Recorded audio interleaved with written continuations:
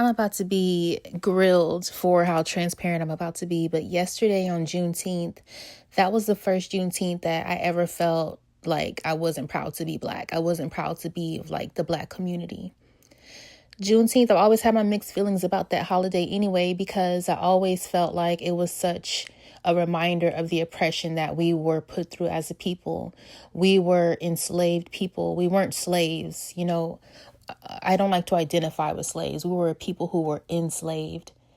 And I almost felt like it was a reminder from this country of who we used to be and assigning us a role that we could never escape from. On the other hand, my family has celebrated it before. I've been invited to cookouts. We've done barbecues, whatever, because I also never minded celebrating Juneteenth because I respect and honor what our people have been through. But I felt some guilt yesterday and some shame for being free, to be honest.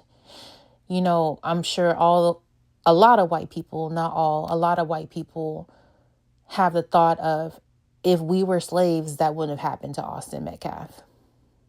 We should have never let y'all free. And a part of me wish, this is a transparency, a part of me wish that like we weren't free so that we could be right by default. I think it's better to be oppressed than to be the oppressor, to be the victim than to be the one who's victimizing someone.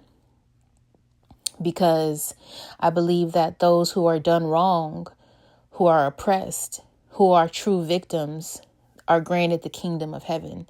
And I never want our people to come into power and retaliate. And I'm sure that's what white people fear the most, is us seeking revenge and retaliating and coming into power and arrogance and starting all of this. I always felt Black pride. And that's a lot different from white pride. I want to thank all those Black people who took the time to see the truth, because you brought me back. You brought me back to humanity and understanding that, and hope for our people to see. Because one thing that I learned about this stuff going on with Carmelo and Austin Metcalf is I've identified so much with my Blackness. And whatever you identify with, you worship and you pedestalize. And the reason why I'm able to see through the lies and what I see as truth is because I don't identify with this truly, with my skin color, with my ethnicity. I identify with the Creator only. And that is a higher perspective than what my Blackness could ever offer. And I think that is the issue here, is that a lot of Black people are so caught up in materialism and these new age thinkings that of God and the universe and Gaia and manifestation and all these things. But they've lost sight of the true Creator, the one true God.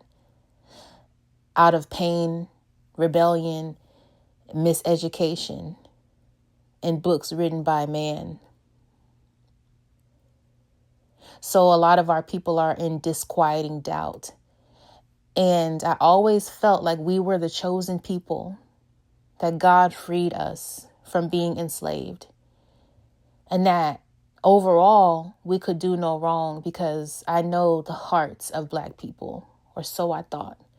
And I don't want the very few who are doing these awful trends and saying these awful things, like the Metcalf should be put in the ground, the rest of them, or this Austin bop that's going on, this awful song, and people mocking the victim. I'm not proud of that. I'm ashamed of that. And sometimes I wish that we wouldn't act this way to give them the leeway to say, see, we were right about y'all. Y'all are the same. This is how y'all are. This is how y'all act. Because when you see things through your Blackness, there is a bias there. But when you see things, you attempt to see things through the lens of the Creator, of a righteous lens, of mere right and wrong, then that takes away your subjectivity and you see things clearer like a camera sees things with a more objective scope. So I just wanted to thank those who are able to see the truth.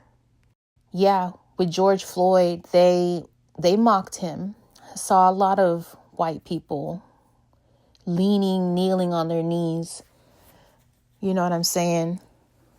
And I see a lot of this going back and forth and deflecting, not taking accountability. Instead of saying we're wrong, we bring up other things. We bring up white supremacy. We bring up other cases and say, this is this. They got away with it. Why can't we get away with it? I never want to be that. He killed somebody. How come we can't do it? I never want to be that. Like, this is why I don't identify with anybody. I'm glad I don't fit in with people. I'm glad. I don't call many people friends. I don't hang out with a lot of people because the nature of people, for the most part, is misguided. And it's a very few people who are living for truth, who are living with sincere guidance. And it just so happened that this happened around Juneteenth, and it was just such a stain on our community to see. It's like Black people cannot be wrong. I think we are so used to being the victims and being right. A lot of times we are done wrong. A lot of times we are profiled and stalked and mistreated. But I never want to justify my actions and say they did it first. Why can't we? Why can't we do that? Because one thing that I've learned from this situation alone is that we're no different from them. We're no different from white people.